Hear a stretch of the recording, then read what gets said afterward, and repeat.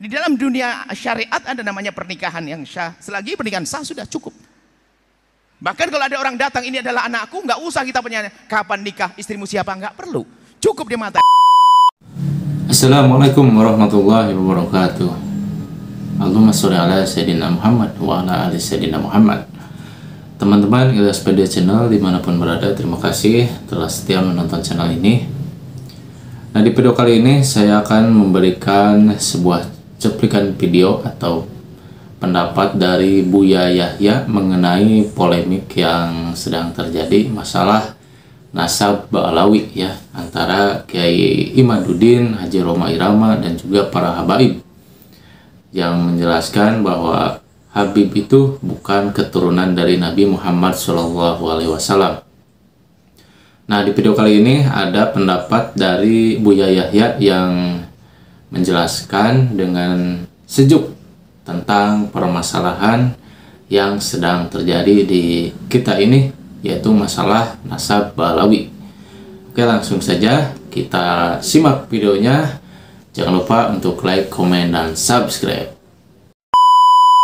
Mencintai dzurriyyah Nabi adalah kewajiban, dan sebetulnya begitu mudah. Jangankan kok dzurriyyah Nabi, umat Nabi saja kalau kita sadar itu umat Nabi, kita susah berbuat zalim kepada umat Nabi, apalagi jika itu adalah dzurriyyah Nabi SAW.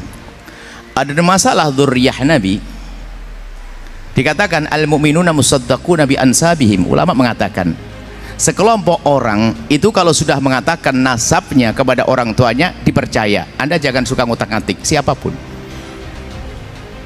apalagi ini kisah nasab masa lalu. Ini adalah akhlak adabnya,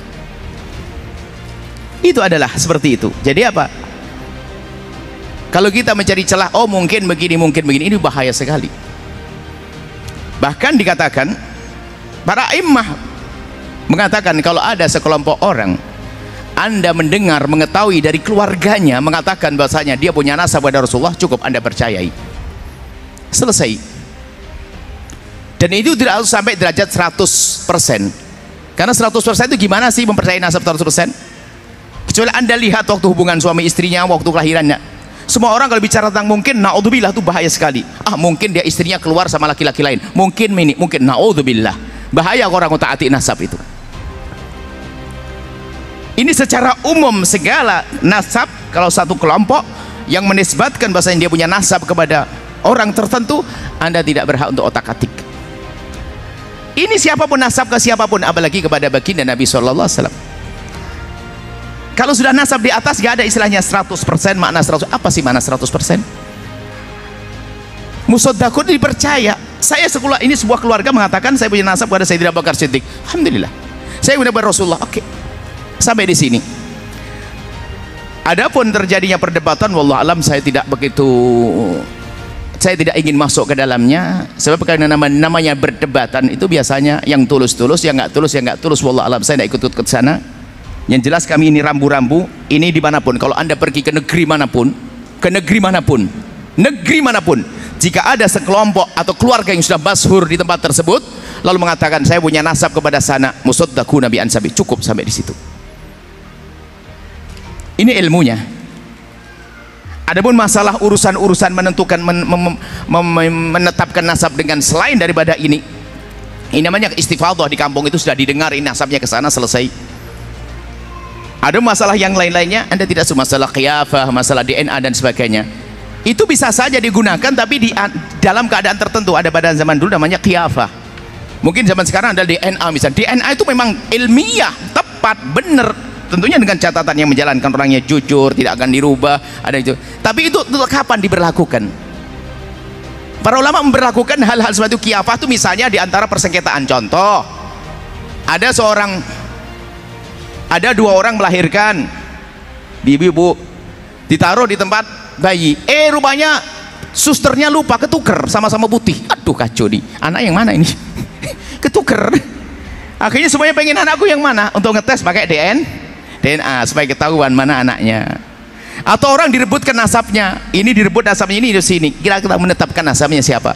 Bukan ngotak-atik nasab yang sudah ada, bukan. DNA adalah masalah ilmiah, jangan diingkari, itu masalah ilmiah. Cuman untuk apa? Di dalam dunia syariat ada namanya pernikahan yang syah. Selagi pernikahan sah sudah cukup. Bahkan kalau ada orang datang, ini adalah anakku, nggak usah kita bertanya kapan nikah, istrimu siapa, nggak perlu. Cukup dia mengatakan ini anakku, kita percaya, selesai. Selagi akal tidak mengingkarinya. Misalnya ada orang ngaku itu anakku, dia lebih tua, kan bohong. Sederhana sebetulnya. Makanya perdebatan yang panjang itu bagi kami adalah unik. Ngapain harus semacam itu? Dari dua belah pihak sampaikan, diam, sudah selesai, jangan dibahas. Umat jadi bingung. Dan saya tidak mengerti apakah omongan kami nanti dibilang, terserah Anda mau bilang saya tidak mengerti dan sebagainya. Saya bukan urusan dengan Anda yang mengatakan saya tidak mengerti. Akan tapi saya punya kewajiban bahwasanya jika Anda mengatakan bahwasanya saya ada anaknya keluarga itu, saya cukup percaya, tidak usah saya cari manakah aktemu, tidak perlu. Cukup, selesai. Sampai di sini wahai hamba Allah. Ingat, dzurriyyah Nabi SAW agung, dzurriyyah Nabi Muhammad adalah mulia. Kalau permasalahannya Anda marah dengan sebagian dzurriyyah Nabi misalnya, tidak boleh Anda jadikan marah kepada semua dzurriyyah Nabi. Marah satu orang mungkin bikin kesal Anda, namanya manusia, dia bukan maksum. Anggap saja kalau ada anak-anak Anda yang bandel, masa Anda sembelih, kan enggak? Ya perlu dikasih sayangnya sederhana. Mohon maaf kepada semua yang berselisih paham dari dua pihak kelompok. Ini kebetulan pertanyaan ini baru sekarang. Saya tidak pernah membongkar masalah ini kecuali ditanyakan begini. Karena bagi saya itu enteng, tidak ada permasalahan. Kenapa? Apa yang direbutkan? Apa yang dipermasalahkan? Sudah jelas, ini sudah jelas dari dua kubu besar yang berkata itu adalah semuanya adalah sederhana. Ya selesai. Tolong Anda tidak usah bergeming. Pokoknya dia sebut satu kelompok dimanapun Anda menemukan, jika kelompok itu masyhur di kalangan keluarganya, dia punya nasab sampai Nabi Muhammad, cukup Anda percaya, tidak usah Anda otak atik.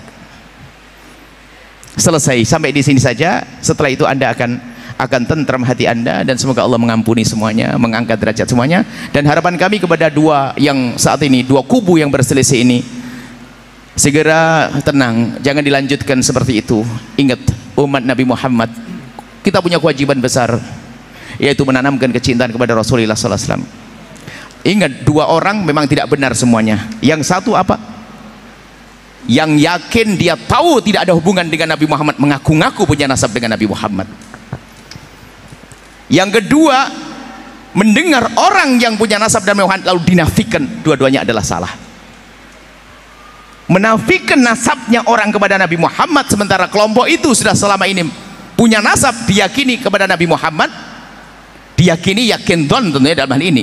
Mereka menduga nasab nenek moyang mereka kepada Nabi Muhammad, maka kita membatalkannya juga sebuah kesalahan. Atau orang tahu, dia tahu dari kemarin nasab saya ke sini, tiba-tiba ngomong kita buat suara ngaku Nabi Muhammad, juga bohong.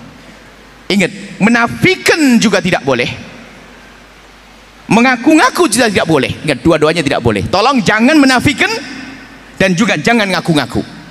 Urusan mengaku-ngaku cukup keluarga tadi mengatakan selesai. Sudahlah, jangan ribut, hai hamba Allah. Anda malu. Kalau Anda bicara tentang DNA ilmu kafiyah, itu ada ilmunya sendiri, pemahaman. Anda baca. Alhamdulillah saya punya catatan panjang tentang ini, dan tentang masalah kiyafah, kok kafiyah, kiyafah. Kiyafah itu adalah satu ilmu di dalam dunia agama. Kiyafah, al-kafiyah, al-kiyafah itu adalah, jadi ada satu orang bisa memahami kalau ini anaknya ini, bisa menduga dari bentuk-bentuk tertentu. Oh ini anaknya ini, kakinya ini, namanya ilmu kiyafah. Ya, nah. Kemudian DNA lebih tepat lagi. Tapi kapan itu digunakan? Bukan Anda yang sudah tahu bapaknya ini langsung, Pak ini kayaknya saya ragu ente anaknya bapak ini, coba saya ke DNA. Oh ini kurang ajar namanya. Bagi orang yang bingung, ini ada anak berebutan, bapak dengan bapak rebutan, sampai disebutkan para ulama, jika ada dua orang merebutkan satu anak, jika masih bisa dikumpulkan, bisa dikumpulkan. Gambaran fikihnya luas. Contohnya gimana? Satu orang mengakui itu anakku ngaku ya, bukan menafikan. Yang satu orang itu mengaku itu anakku, kalau bisa dikumpulkan. Bagaimana dikumpulkan? Yang satu seorang bapak mengatakan itu anakku, yang satu seorang ibu mengatakan itu anakku, langsung katakan, oh mungkin dulu pernah nikah. Selesai. Kan gampang ilmunya. Kalau ini bapak ngaku anaknya, baru nanti kiyafah itu diterapkan, ilmu kiyafah. Ilmu DNA tadi diterapkan, baru dites DNA mana yang cocok. Urusan ini ya hamba Allah. Jadi tolonglah ya, jangan masya Allah, saya sedih. Makanya kami tidak terlalu masuk dalam hal ini. Menafikan nasab yang selama ini diduga adalah benar adalah juga berbahaya. Mengaku-ngaku nggak punya nasab, ngaku-ngaku nasab, maka adalah juga dosa sama-sama.